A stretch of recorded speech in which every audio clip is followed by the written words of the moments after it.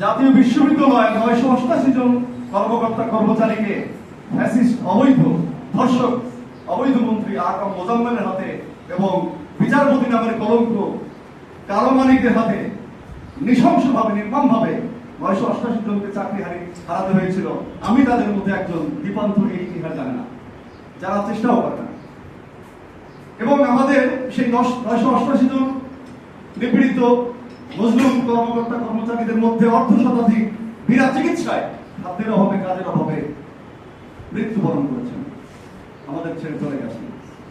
আজকে রিপন ভাই যে দলের ভাইস চেয়ারম্যান, সেই দলের ভারপ্রাপ্ত চেয়ারম্যান মহোদয় লন্ডন থেকে আমাদের এই চাকরচিতির 10 বছর পূর্তি উপলক্ষে ভার্চুয়ালি সভা করে তারেক রহমান সাহেব, মির্জা ফখরুল ইসলাম আলমগীর সাহেব, ডক্টর মঈন খান, রুহুল কবির রিজভী ভাই এবং ঢাকা বিশ্ববিদ্যালয়ের শিক্ষক সম্ভবত মাহমুদ ভাই, তারা থেকে আমাদের সেই 988 জন মজলুম কর্মকর্তা কর্মচারীদের চোখের পানি দেখেছিলেন তারেক রহমান সাহেব।